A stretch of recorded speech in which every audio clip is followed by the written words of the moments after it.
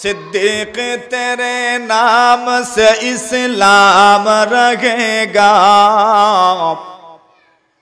सिद्दीक तेरे नाम से इस्लाम रहेगा, दुनिया सदाकत में तेरे नाम रहेगा, दुनिया सदाकत में तेरे नाम रहेगा।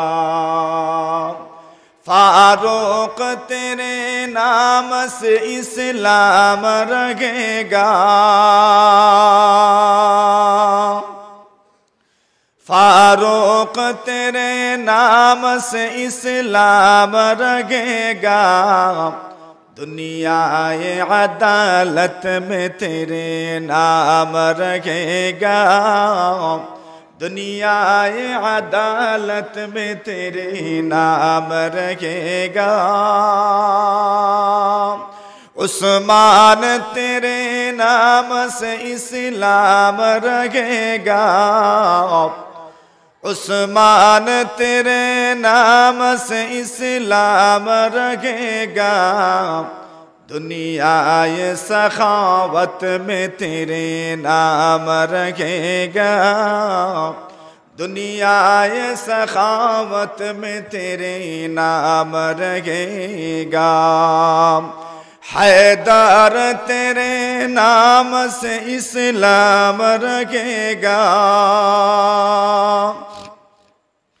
हैदर तेरे नाम से इस्लाम रहेगा, दुनिया शजाअत में तेरे नाम रहेगा,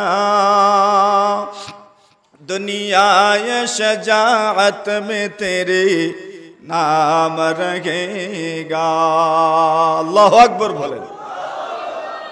এক কবি নবীর চার সাহাবী যাদেরকে চার খলিফা বলা হয়, এদের গুণকীর্তন করেছেন, প্রশংসা করেছেন, স্তুতি বর্ণনা করেছেন, বাস্তবমুখী এদের এক একটা গুণের কথা এখানে বর্ণনা করেছেন।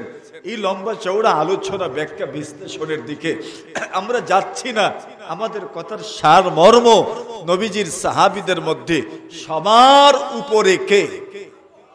বলেন, জোরে বলেন, আরো জোরে। আবু বকর সিদ্দিক রাদিয়াল্লাহু তাআলা এমন এক সাহাবী, সবার চেয়ে বড়, সবার চেয়ে বেশি ফজিলত, সবার চেয়ে বেশি মর্যাদা। লিসিদ্দিক রুজহানুন জালিয়ুন আলাল আগিয়ারি মিন গায়রি ইহতিমালি। আল্লাহর বান্দা বলেন, আবু বকর সিদ্দিকের মর্যাদা সবার উপরে এমন ভাবে বেশি, এর মধ্যে কোন ধরনের বাস বিচার করা যাবে না, কোন ধরনের দৃষ্টিভঙ্গি ছাড়া, কোন ধরনের তুলনামূলক পর্যালোচনা ছাড়া, কোন ধরনের কম্পেয়ার ছাড়া সবার উপরে যে সাহাবী, ওই সাহাবীর নাম হলো আবু বকর সিদ্দিক রাদিয়াল্লাহু তাআলা আনহু। নবী আলাইহিস সালাতু ওয়াস সালামের সামনে দুধ পেশ করা হলো, খুব ভালো করে বুঝিয়ে। এখন নবী আলাইহিস সালাতু ওয়াস সালাম সারা তো পান করবেন না, কিছুটা বাকি থাকবে। যেইটুকু বাকি থাকবে সেই অবশিষ্টটুকু আল্লাহর নবীজি সাল্লাল্লাহু আলাইহি ওয়াসাল্লাম নিজের বাড়ির জন্য নিয়ে যান। আল্লাহর পয়গম্বর উপস্থিত যারা, তাদের মধ্যে বন্টন করে দেন। এই ক্ষেত্রে নবীজি যিনি ডাইনে থাকেন তারই দেন। সুবহানাল্লাহ। কারে দেন? যিনি বলেন ডাইনে থাকেন। কোন দিকে বলেন? ডাইনে যিনি থাকেন উনিই পান। এখন তো ডাইনে যে থাকবে সেই পাবে। এখন একদিনের ঘটনা, আব্দুল্লাহ ইবনে আব্বাস বলেন, একদিন নবীজির কাছে দুধ নিয়ে আসা হলো। আল্লাহর হাবিব দুধ পান করলেন। দুধ পান করার পরে কিছুটা দুধ অবশিষ্ট রয়ে গেল। আব্দুল্লাহ ইবনে আব্বাস বলেন, ডাইনে হলাম আমি আর বামে হলেন আবু বকর। বলেন আরো জোরে কই, ইজাত জোরে হইতো না, আরো জোরে, আরো জোরে। একবার বুঝা গেছে নি শাদিপুর ওয়াজর, বুঝা গেছে নি শাদিপুর ওয়াজর, একবার জোরে কইন আলহামদুলিল্লাহ। ডাইনে কে? আব্দুল্লাহ ইবনে আব্বাস, খুব ভালো করে। ডাইনে আব্দুল্লাহ ইবনে আব্বাস, বয়স কম, মাত্র 10 বছর কিংবা 9 বছর কিংবা 11 বছর, এখনো বালেগ হন নাই, এখনো প্রাপ্ত বয়স্ক হন নাই, ছুটতে। সুতরাং যদি পান তো কে পাবেন? কে পাবেন? ডাইনে জন, ডাইনে কে? আব্দুল্লাহ, ছোট্ট একটা শিশু। আব্দুল্লাহ ইবনে আব্বাস বলেন, আমি নবীজির ডান দিকে বসা, আবু বকর সিদ্দিক রাদিয়াল্লাহু তাআলা খুব বাম দিকে বসা, ওয়া আন ইয়াসারিহি আবু বকর, নবীজির বাম দিকে আবু বকর সিদ্দিক রাদিয়াল্লাহু তাআলা বসা। এখন বলেন, বয়সের দিক থেকে, ইলমের দিক থেকে, সম্মানের দিক থেকে আবু বকরের চাইতে বড় তো আর কেউ নাই। আরহামু উম্মতি বি উম্মতি আবু বকর। আল্লাহর নবীজি বলেন, আমার উম্মতের জন্য সবচেয়ে দয়ালু ব্যক্তি হইলেন আবু বকর। পয়গম্বর আলাইহিস সালাতু ওয়াস সালাম বলেন, ইন্না মিন আমান্নিন নাসি আলাইয়া ফি সুহবাতি ওয়া ফি সুহবাতিহি ওয়া মালিহি আবু বকর।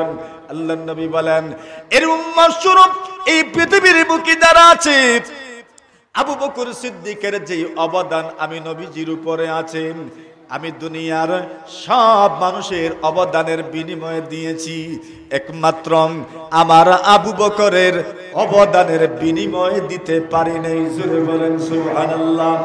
আল্লাহর নবীজি বলেন, যদি আমি আমার রব ব্যতীত অন্য কোন মানুষকে বন্ধু বানাইতাম, আল্লাহর রাসূল বলেন, বুখারী শরীফের বর্ণনা, পয়গম্বর আলাইহিস সালাতু ওয়াস সালাম বলেন, যদি আমার রব ব্যতীত অন্য কোন মানুষকে বন্ধু বানাইতাম, লাত্তাখাযতু আবা বকরিন খলিলা। আল্লাহর নবী বলেন, তাহলে আমি মানুষের মধ্য থেকে আমার আবু বকরকে বন্ধু বানাইতাম। আরো জোরে। আল্লাহর হাবিব বলেন, এত মর্যাদা আবু বকরের।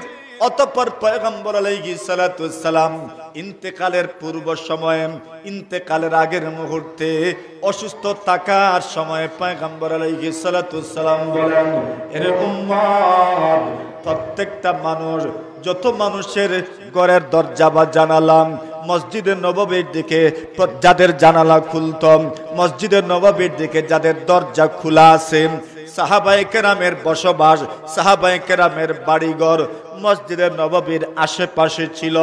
আল্লাহর নবীজির যে মসজিদ, মসজিদে নববী, ওই মসজিদের নববীর আশেপাশে অনেকের বাড়ি, প্রত্যেকের বাড়ির দরজা মসজিদের নববীর দিকে খোলা ছিল, আর না হয় খিড়কি জানালা মসজিদের নববীর দিকে খোলা ছিল। আল্লাহর নবী বলেন, আজকে আমি অর্ডার দিলাম, প্রত্যেকের যতজনের দরজা বা জানালা মসজিদের নববীর দিকে খোলা, সবগুলো দরজা জানালা বন্ধ করে দেওয়া হবে, একমাত্র আমার আবু বকরের দরজা খোলা থাকবে। আচ্ছা বলেন তো, এখন আবু বকরের মর্যাদা সবার চাইতে, সবার চেয়ে, বলেন জোরে বলেন, আরো জোরে। सिद्दीक तेरे नाम से इस्लाम रहेगा, सिद्दीक तेरे नाम से इस्लाम रहेगा, दुनिया सदाकत में तेरे नाम रहेगा, दुनिया सदाकत में तेरे नाम रहेगा, फारूक तेरे नाम से इस्लाम रहेगा, फारूक तेरे नाम से इस्लाम रहेगा, दुनिया अदालत में तेरे नाम रहेगा, दुनियाए अदालत में तेरे नाम रहेगा। उस्मान तेरे नाम से इस्लाम रहेगा। उस्मान तेरे नाम से इस्लाम रहेगा। दुनियाए सखावत में तेरे नाम रहेगा। दुनियाए सखावत में तेरे नाम रहेगा। हैदर तेरे नाम से इस्लाम रहेगा। हैदर तेरे नाम से इस्लाम रहेगा। दुनियाए शजाअत में तेरे नाम रहेगा। दुनियाए शजाअत में तेरे नाम रहेगा। अल्लाहु अकबर बोलें। एक कवि नबीर चार साहाबी যাদেরকে चार खलीफा বলা হয়, এদের গুণকীর্তন করেছেন, প্রশংসা করেছেন, স্তুতি বর্ণনা করেছেন, বাস্তবমুখী এদের এক একটা গুণের কথা এখানে বর্ণনা করেছেন। এই লম্বা চওড়া আলোচনা ব্যাখ্যা বিশ্লেষণের দিকে আমরা যাচ্ছি না। আমাদের কথার সার মর্ম, নবীজির সাহাবীদের মধ্যে সবার উপরে কে? বলেন, জোরে বলেন, আরো জোরে। আবু বকর সিদ্দিক রাদিয়াল্লাহু তাআলা এমন এক সাহাবী, সবার চেয়ে বড়, সবার চেয়ে বেশি ফজিলত, সবার চেয়ে বেশি মর্যাদা। লিসিদ্দিকি রুজহানুন জালিয়ুন আলাল আগিয়ারি মিন গায়রি ইহতিমালি। আল্লাহর বান্দা বলেন, আবু বকর সিদ্দিকের মর্যাদা সবার উপরে এমন ভাবে বেশি, এর মধ্যে কোনো ধরনের বাস বিচার করা যাবে না, কোনো ধরনের দৃষ্টিভঙ্গি ছাড়া, কোনো ধরনের তুলনামূলক পর্যালোচনা ছাড়া, কোনো ধরনের কম্পেয়ার ছাড়া সবার উপরে যে সাহাবী, ওই সাহাবীর নাম হলো আবু বকর সিদ্দিক রাদিয়াল্লাহু তাআলা আনহু। ডান দিকে আব্দুল্লাহ ইবনে আব্বাস, বয়স কম, একদম শিশু মানুষ। বাম দিকে হলেন আবু বকর সিদ্দিক, সবার চাইতে বড়। এইবার বলেন, নবীজি দিবেন কারে? জোরে কোন? এখন বাম দিকে কে? আবু বকরের মতো সাহাবী বাম দিকে, সবার চেয়ে বড়, মর্যাদার দিক থেকে বড়, সবার চেয়ে বড়। কোন কোন বর্ণনায় পাওয়া যায় ডান দিকে যিনি বসা, ইনি গ্রাম্য এক সাধারণ মানুষ বসা। ও ভাই, বৈষম্য ইসলামের মধ্যে নাই। পয়গম্বর আলাইহিস সালাতু ওয়াস সালাম ডান দিকে, আইয়ামিনিহি আরাবিয়ুন, ডান দিকে একজন গ্রাম্য মানুষ বসা, একদম গ্রাম্য মানুষ ডান দিকে বসা।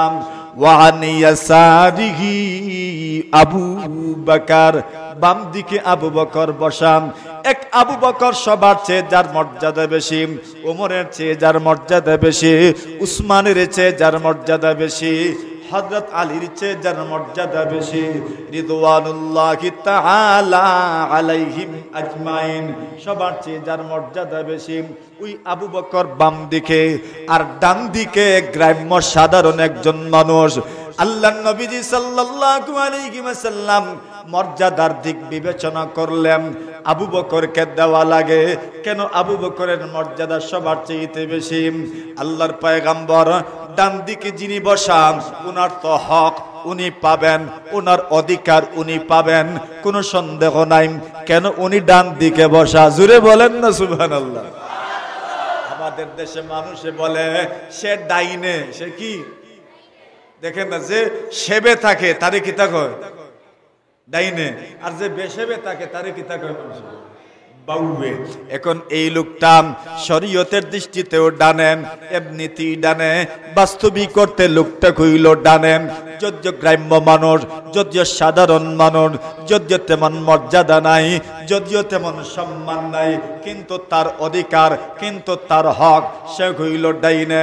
আল্লাহর নবীজি ওই লোকটাকে বললেন, এরি আমার সাহাবী, আমি চাই তোমাকে না দিয়া আমার আবু বকরকে দিয়ে দেই, যদি তুমি আমাকে অনুমতি দাও। আল্লাহর নবীর সাহাবী বলেন, ইয়া রাসূলুল্লাহ, ইয়া হাবিবাল্লাহ, ওগো নবীজি, আপনার উচ্ছিষ্ট এবং আপনার বরকত, আমি এই ব্যাপারে কোন সমঝোতা করতে রাজি নই। জোরে বলেন সুবহানাল্লাহ। ইয়া রাসূলুল্লাহ, আবু বকর বামে, আপনি আমাকে বলছেন আবু বকরকে যেন আমি দিয়ে দেই, কিন্তু আপনার বরকতের ক্ষেত্রে আমি আমার উপর আমি অন্য কাউকে প্রাধান্য দিব না। জোরে বলেন সুবহানাল্লাহ। আমি ডাইনে বসা, আমিই পাবো, এটা আমার হক। আর আপনার বরকত সুবহানাল্লাহি ওয়া বিহামদিহি, আমি অন্য কাউকে ছাড় দিতে রাজি নয়। আবু বকর, উমর তো কি হইল, আপনার বরকত আমি নিবই নিব, কেন আমি ডাইনে, এমনিতেই আমি পাই, আমি এই ব্যাপারে অন্য কাউকে প্রাধান্য দিচ্ছি না। সুবহানাল্লাহ। ঘটনা বলা আমাদের উদ্দেশ্য নয়, আমরা দেখাইলাম যে দান বলতে মজলিসে যিনি বড়, বৈঠকে যিনি বড়, সম্মেলনে যিনি বড়, উনার দান, উনার দান। এখন আসেন ওই হাদিসে আবার চলে যাই, মনে আছেনি আপনারা? কোনটা স্বপ্নে দেখছেন?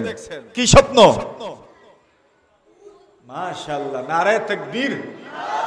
এটা আপনাদের জন্য মনে যে রাখছেন। কোন স্বপ্ন? দুধের স্বপ্ন। দুধ কিসে? জগে, মগে, যে কোনো কিছু, গ্লাসে, পুরা গ্লাস ভরা, জগ ভরা, রাসূল পান করলেন, দুধ রয়ে গেল, অবশিষ্টটা দিবেন তো কাউকে? হ্যাঁ, রাসূল বলেন, সুম্মা আতাইতু ফাদলি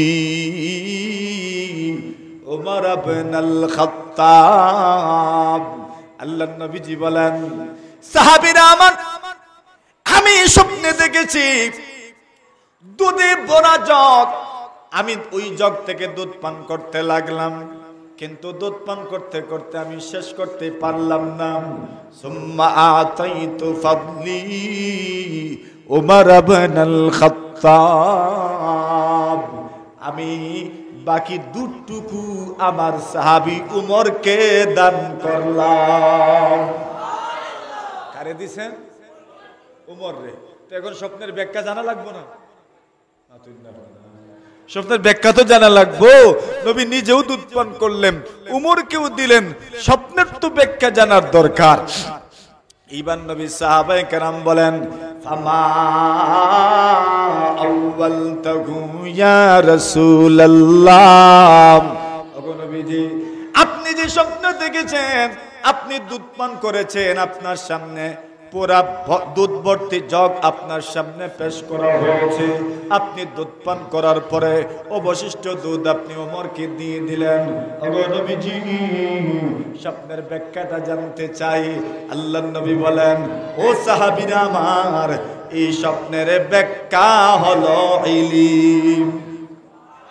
জোরে জোরে জোরে, আরো জোরে। স্বপ্নের ব্যাখ্যা বলেন, আরো জোরে। স্বপ্নের ব্যাখ্যা ইলম, মানে এই ইলম যেটা আমরা দুনিয়াতে শুনি, অনুভব হয়, কিন্তু ধরা যায় না, ছোঁয়া যায় না, ওই ইলমের সূরত, ওই ইলমের আকার, ওই ইলমের আকৃতি কি? সুবহানাল্লাহ। কি? দুধ। মানে এখন দেখেন, তাহলে দুধ যেমন মানুষের জন্য উপকারী, সব বয়সের মানুষের জন্য দুধ যেমন উপকারী, ইলম সব বয়সের মানুষের জন্য উপকারী। তাহলে বোঝা গেল, এই দুনিয়াতে অনেক জিনিস আছে যেই জিনিস ধরা যায় না, ছোঁয়া যায় না, এগুলোরও কিন্তু একটা সূরত আছে, একটা আকার আছে, একটা আকৃতি আছে। এইবার আসেন আগের হাদিসে চলে যাই, মনে আছে এটা? নবীজির সামনে লোকদেরকে পেশ করা হলো। আল্লাহর নবী বলেন, আমার সামনে লোকদেরকে পেশ করা হইল। আন্নাসু ইউরাদুনা আলাইয়া, আল্লাহর নবী বলেন, আমার সামনে লোকদেরকে পেশ করা হয়েছে। বুখারী শরীফের রিওয়ায়াত, ওয়া আলাইহিম কুমুস, এদের গায়ে পোশাক পরিহিত, পোশাক পরা অবস্থায় এদেরকে আমার সামনে পেশ করা হলো। আল্লাহর নবী বলেন, আমি তাকায় দেখি কিছু মানুষের পোশাক মিনহা মা ইয়াবলুগুস সুবিয়াম, কিছু মানুষের পোশাক তাদের স্তন পর্যন্ত, ওয়া মিনহা মা দুনা যালিক, কিছু মানুষের পোশাক আর একটু নিচ পর্যন্ত। এরপর বলেন সুম্মা উরিদা আলাইয়া উমর ইবনুল খাত্তাব, আমার সামনে উমরকে পেশ করা হলো। আল্লাহর পয়গম্বর বলেন, আমি তাকায় দেখি ওয়া আলাইহি কামিসুন ইয়াজুরুহু, তার গায়ে এমন একটা পোশাক, ওই পোশাকটা টেনে টেনে সে নিয়ে যাচ্ছে। আল্লাহর নবীর সাহাবীগণ বলেন, ওগো নবীজি, আপনি ওই স্বপ্নের কি ব্যাখ্যা দিলেন, কি ব্যাখ্যা দিবেন? ওই স্বপ্নের ব্যাখ্যাটাই বাকি। আল্লাহর নবী বলেন, ওই স্বপ্নের ব্যাখ্যা হলো দিনদারি। এর অর্থ হইল দিনদারিকে তুলনা করা হয়েছে মানুষের পোশাকের সাথে। জোরে বলেন না সুবহানাল্লাহ। যেমন ভাবে পোশাকের মাধ্যমে মানুষ নিজেকে বাঁচাইতে পারেন, তার ইজ্জত বাঁচায়, পোশাক যদি খুলে নেওয়া হয় ইজ্জত আর বাঁচে না। এই জন্য মানুষ বলে, কাউকে বেইজ্জত করার কথা বলতে যাইয়া মানুষ বলেন ওই লোকটাকে একদম উলঙ্গ করে দেওয়া হয়েছে। এর অর্থ কি? বাস্তবে যদিও উলঙ্গ করা হয় নাই, কিন্তু তাকে বেইজ্জত করা হয়েছে। বেইজ্জত হওয়া মানে উলঙ্গ হয়ে যাওয়া। এর অর্থ দাঁড়ায়, যদি আপনার ইজ্জত থাকে এর মানে হইল আপনার পোশাক থাকবে, পোশাকের মাধ্যমে আপনার ইজ্জত বাঁচে, পোশাকের মাধ্যমে আপনি শীত থেকে নিজের শরীরটাকে বাঁচাইতে পারেন, পোশাকের মাধ্যমে গরম থেকে আপনি আপনার শরীরটাকে বাঁচাইতে পারেন, পোশাকের মাধ্যমে আপনার শরীরটাকে আপনি সব কিছু থেকে বাঁচাইতে পারেন, শীত থেকে বাঁচাইতে পারেন, পোশাকের মাধ্যমে আপনি আপনার শরীরটাকে গরম থেকে বাঁচাইতে পারেন, পোশাকের মাধ্যমে আপনি আপনার ইজ্জত রক্ষা করতে পারেন। ঠিক তেমনি ভাবে যার দিনদারি যত বেশি, ওই লোকটা দুনিয়া এবং আখেরাতের মধ্যে বেইজ্জতি থেকে এবং দুনিয়া আখেরাতের সব ধরনের আযাব গজব থেকে তাকে হেফাজত করে নিবে। ঠিক কিনা? যার দিনদারি যত বেশি ওই লোকটা দুনিয়া আখেরাতে ইজ্জতওয়ালা হবে। যদি দিনদারি তার মধ্যে থাকে দুনিয়াতে তার ইজ্জত বাঁচবে, দিনদারি থাকলে পরকালে তার ইজ্জত বাঁচবে।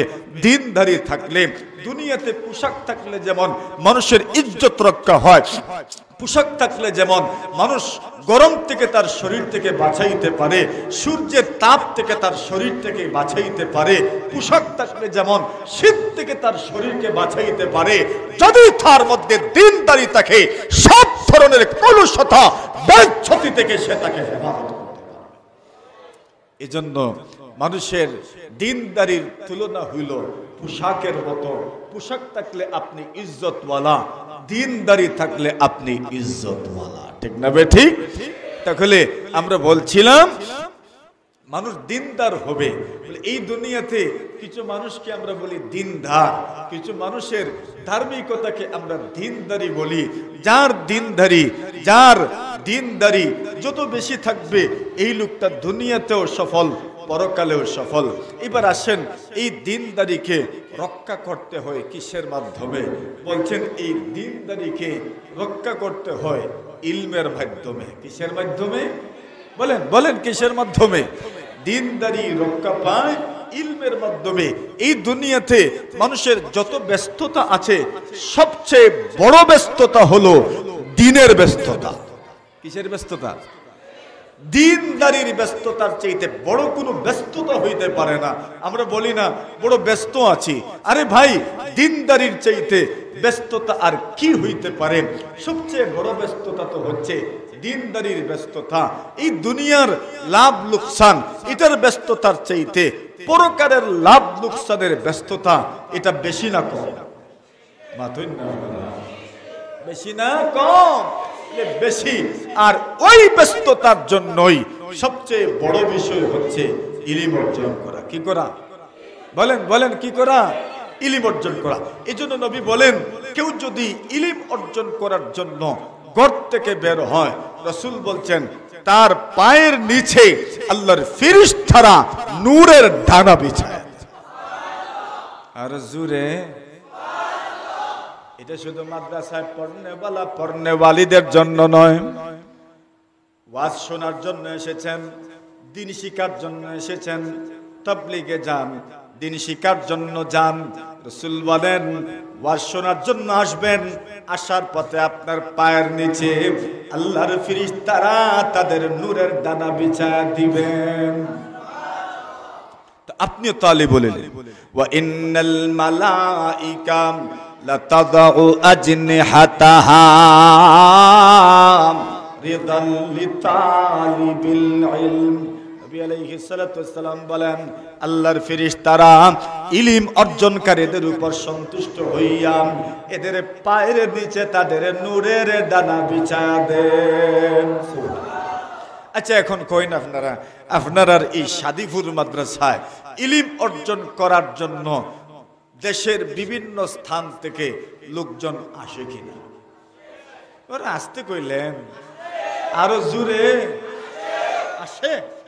মা তুই না আপনারা আইন নি আইন এখন এরা যে আইন আপনার এলাকার এরার লাগি আপনার কিছু করণীয় আসেনি না আছে কিতা কর্তা?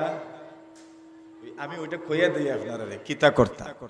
যখন মানুষ আসবে রাসূল বলেন ইন্না রিজালান ইয়াতুনাকুম মিন আকতারিল আরদ।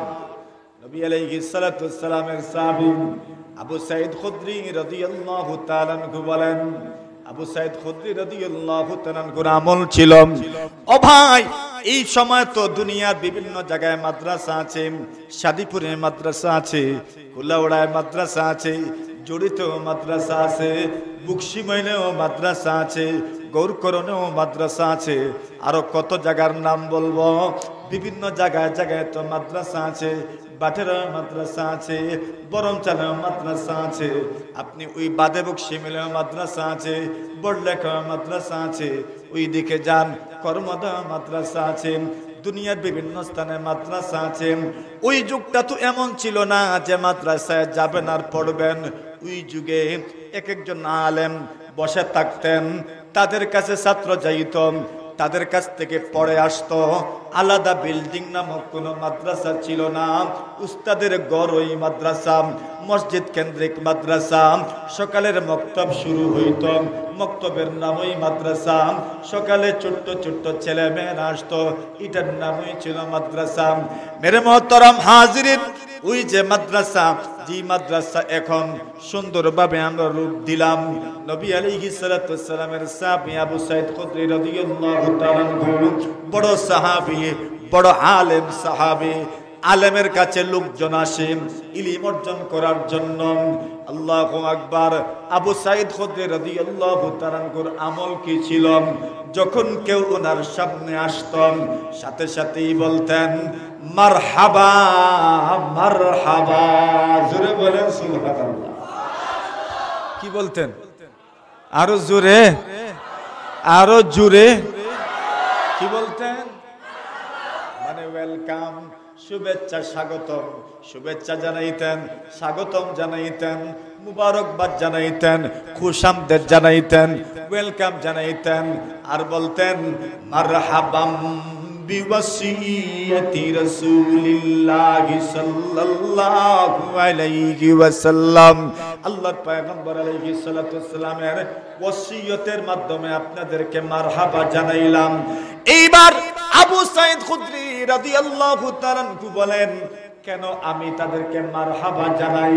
এর পিছনে কারণ হইল আল্লাহ রাসূল বলেন ইন্না রিজালান ইয়াতুনাকুম মিন আকতারিল আরদ। ও সাদিপুরবাসী, খুব মনোযোগ দিয়ে আমার কথাটা শুনেন। শুনছেন? দুঃখবনি ভিতরে মাথুন না আপনারা কইন ইনশাআল্লাহ। আবু সাঈদ খুদরি বলেন ইন্না রিজা, রাসূল বলেন ইন্না রিজালাই ইয়াতুনাকুম মিন আকতারিল আরদ। আল্লাহ রাসূল বলেন এ উম্মত, পৃথিবীর বিভিন্ন স্থান থেকে লোকজন তোমাদের কাছে আসবে। কেন আসবে? আসার কারণ হইল ইয়াতাফাক্কাহুনা ফিদ্দীন, এদের আসার একমাত্র কারণ হইল দ্বীনি জ্ঞান অর্জন করা। জোরে বলেন সুবহানাল্লাহ। রাসূল বলেন এরা বিভিন্ন স্থান থেকে আসবে, তোমাদের কাছে আসবে। কেন আসবে? দ্বীনি জ্ঞান অর্জন করার জন্য, ইলম অর্জন করার জন্য। সুবহানাল্লাহ, জোরে বলেন। আচ্ছা, ইলম এটা সম্পদ কিনা? হ্যাঁ, কম দামি সম্পদ? কম দামি সম্পদ না দামি সম্পদ? জোরে বলেন। যত জায়গায় ইলম আছে আল্লাহ ওই অঞ্চলকে আলোকিত করে দিয়েছেন। ইলম নূর, ইলম আলো। ইলম থাকলে অন্ধকার থাকে না। সুবহানাল্লাহ। ইলম থাকলে অন্ধকার থাকে না। ইলম নূরের নাম। ইলম কিসের নাম? রাদিনা কিসমাতাল জব্বার ফিনা, রাদিনা কিসমাতাল জব্বার ফিনা, লানা ইলমুন ওয়ালিল জুহালি মালুম, ফাইন্নাল মালাম ইয়াফনা আন কারিবিন, ওয়া ইন্নাল ইলমা ইয়াবকা লা ইয়াজুল। আলী রাদিয়াল্লাহু তাআলা বলেন আল্লাহ আমাদেরকে ইলম দান করেছেন, আর আমাদের বিপরীতে যারা তাদেরকে আল্লাহ মাল দিয়েছেন। একদিকে হলো ইলম, আর একদিকে হলো সম্পদ। একদল সম্পদ পেয়েছে, একদল ইলম পেয়েছে। আল্লাহ আমাদেরকে ইলম দান করেছেন। আমাদের দুশমন যারা, প্রতিপক্ষ যারা, এদেরকে সম্পদ আল্লাহ তাআলা দিয়েছেন। আলী রাদিয়াল্লাহু তাআলা বলেন ইলম পেয়ে আমরা সন্তুষ্ট, এরা সম্পদ পেয়ে সন্তুষ্ট। আল্লাহর বান্দা বলেন আমরা ইলম পেয়ে কেন সন্তুষ্ট হয়ে গেলাম? কারণ হইল ইলম এমন জিনিসের নাম, এই জিনিস জীবনেও শেষ করা যায়। বলেন বলেন বলেন, জুড়ে বলেন। ইলম জীবনেও শেষ করা যায়। সম্পদ শেষ হইয়া যায়। আপনার সম্পদ যদি আপনি কাউকে দেন, চলে গেল আপনার থেকে, খাইলেন তো চলে গেল, শেষ হয়ে গেল। কিন্তু ইলম এমন এক জিনিসের নাম, দিলেও শেষ হয় না, অন্যকে শিখাইলেও শেষ হয় না, অন্যকে শিখাইলেও শেষ হয় না। আপনি শিখাইবেন, আপনার মধ্যে থাকবে, আপনার থেকে চিরতরে বিদায় হয়ে যাবে না। এই জন্য বলেন ইলম পেয়ে আমরা সন্তুষ্ট হয়ে গেলাম। কেন? ইলম হইল এমন এক জিনিসের নাম, ওই জিনিসটা যদি থাকে তাহলে চিরস্থায়ী হয়ে যাবে, জীবনেও ইলম শেষ হয় না। সুবহানাল্লাহ। তো ইলম জীবনেও শেষ হয় না। এখন দেখেন কি কথাটা বলছিলাম, সময় কম, আমি শর্ট করে নিচ্ছি, খুব লম্বা করব না। ইচ্ছা যদিও থাকে, কিন্তু গরমের মৌসুম, আপনারাও কষ্ট করছেন, আমাদেরও কষ্ট হচ্ছে, লম্বা কথা আর বলবো না। আমার মূল কথায় চলে যাই। ইলম যেখানে থাকে সেখানে কি থাকে? নূর থাকে, রহমত থাকে, আলো থাকে, সেখানে অন্ধকার আসে না। তাহলে ইলম হলো নূরের নাম, ইলম হলো আলোর নাম। এখন বলছেন দূর থেকে লোকজন আসবে ইলম অর্জন করার জন্য। যে ইলম অর্জন করার জন্য আসলো, সে কি আপনার ক্ষতিগ্রস্ত হইল না লাভবান হইল? বলেন জুড়ে, ক্ষতিগ্রস্ত না লাভবান? আল্লাহর বান্দা বলে এতিমকে, এই দুনিয়াতে আমরা এতিম বলি যার অভিভাবক নাই। যার অভিভাবক নাই সে এতিম, যার বাবা নাই সে এতিম। কিন্তু আল্লাহর বান্দা বলে না না, যেই লোকের কাছে ইলম নাই, যেই লোকের কাছে আদব নাই, সে হলো সবচেয়ে বড় এতিম। যার কাছে কি নাই? ইলম নাই, আদব নাই। লাইসাল ইয়াতীমুল্লাযী ক্বাদ মাতা ওয়ালিদুহু, লাইসাল ইয়াতীমুল্লাযী ক্বাদ মাতা ওয়ালিদুহু, ইন্নাল ইয়াতীমা ইয়াতীমুল ইলমি ওয়াল আদাবি, লাইসাল জামালু বিআসওয়াবিন তুযায়িনুনা, ইন্নাল জামালা জামালুল ইলমি ওয়াল হাসাবি। আল্লাহর বান্দা বলেন, প্রকৃত ইয়েতিমকে যে লোকের কাছে আদব নাই, যে লোকের কাছে ইলিম নাই, ওই লোকের চাইতে বড় ইয়েতিম দুনিয়াতে আর কেউ নাই। এই দুনিয়াতে যেই লোকের বাবা নাই, যেই লোকের অভিভাবক নাই, তার রিজেকের কোনো সমস্যা হয় না। কিন্তু যেই লোকের কাছে আদব নাই, শিষ্টাচার নাই, ভদ্রতা নাই, সৌজন্যতা নাই, ওই লোকটা প্রতিটি কদমে কদমে লাঞ্ছিত হয়, ঠিক কিনা? তাহলে বাস্তবিক অর্থে ইয়েতিম তো কে? যার কাছে ইলিম নাই, যার কাছে আদব নাই। বলছেন কাপড়েই লাইসাল জামালু বিআসওয়াবিন তুযায়্যিনুনা, কাপড়ের মাধ্যমে মানুষ সুন্দর হয় না। বাস্তবে সুন্দর কে? জামালুল ইলমি ওয়াল হাসাবি, যার কাছে ইলিম আছে, যার কাছে বংশীয় মর্যাদা আছে, যার কাছে ওয়েট আছে, যার কথাবার্তার মর্যাদা আছে, যে তার কথাবার্তার ওজন বুঝে, যে তার কথাবার্তার জবানের ওজন বুঝে, ওই লোকটাই প্রকৃত অর্থে সবচেয়ে বেশি মূল্যবান এবং সুন্দর। কথা বলেন ঠিক না? এখন ওই যে কথাটা বলছিলাম, আল্লাহর নবীর সাহাবী আবু সাঈদ খুদরি বলেন, এইবার রাসূল বলেন, যখন ওই লোকগুলো পৃথিবীর বিভিন্ন স্থান থেকে, বিভিন্ন গ্রাম থেকে তোমাদের কাছে আসবেন, তখন করণীয় কি? এই এলাকাবাসীর করণীয় কি? উস্তাদদের করণীয় কি? আল্লাহর রাসূল বলেন, ফাস্তাউসু বিহিম খায়রা, তোমরা তাদের কল্যাণকামী হও, তোমরা তাদের কল্যাণকামী হও। তাদের খাবারের ব্যবস্থা করো, তাদের পোশাক আশাকের ব্যবস্থা করো, তাদের ইলম অর্জনের সুন্দর পরিবেশ নিশ্চিতের ব্যবস্থা করো, উদ্যোগ গ্রহণ করো। কেন? এরা শুধু শুধু নবীজির মেহমান নয়, এরা যেই অঞ্চলে আসবে সেই এলাকারও মেহমান। এরা কি শুধু রাসূলুল্লাহর মেহমান না শাদীপুরেরও মেহমান? জুরে কোন? এরা শাদীপুরেরও তো মেহমান, এরা তো শুধু রসুলের মেহমান নয়, এরা তো হুম দুয়ুফুল ইসলাম, এরা তো ইসলামের মেহমান, এরা তো মুসলমানদের মেহমান, এরা শাদীপুরেরও মেহমান, এরা এই এলাকার মেহমান, যত অঞ্চল এই মাদ্রাসার সাথে সম্পৃক্ত সবার মেহমান। আল্লাহর রাসূল বলেন, যখন এরা আসবে এদের কল্যাণকামী হও। কল্যাণকামী কেমনে হইবেন? যে এই লোকগুলোর খাবার দাবারের বন্দোবস্ত করো, এই লোকগুলোর সুন্দর পড়ার ব্যবস্থা করো, সুন্দর একটা ক্যাম্পাসের ব্যবস্থা করো, পরিবেশের ব্যবস্থা করো। রাস্তা দিয়ে যখন হাঁটবে, যখন তুমি আর কিছু না পারো, কমপক্ষে তাকে জিজ্ঞাসা করো, কেমন আছো, ভালো আছো কিনা? এই যে ছেলে এখানে এসেছে, তারও ভাই আছে, তারও মা আছে, তারও বাবা আছে, মাকে ছেড়ে, বাবাকে ছেড়ে, ভাইকে ছেড়ে, বোনকে ছেড়ে এখানে এসেছে, তাকে যদি একটি ভারের জন্য আপনি জিজ্ঞাসা করেন খাবার খাইছো কিনা, এটাও আপনার জন্য কিয়ামতের দিন নাজাতের ওসিলা হয়ে যাবে। কথা বুঝে আসছেনি আপনাদের? তাহলে এই প্রতিষ্ঠান আমাদের, এই প্রতিষ্ঠান আমাদের সকলের। সুতরাং এই প্রতিষ্ঠানে যে ছাত্ররা আছে, যে ছাত্রীরা আছে, এরা সবাই আমাদের মেহমান কিনা? বলেন, জোরে বলেন। যারা বলেন মেহমান হাত তুলেন, দিই মেহমান তো হাত না, আপনারা হাত উঠছেন উপরে, পুরা উড়ান একবারে উঁচা, মাশাআল্লাহ, এরা মেহমান তো। তো মেহমানদেরকে শুধু দূর থেকে দেখবেন, মেহমানদারি করা লাগতো না? মেহমানদারি করা লাগবো নি?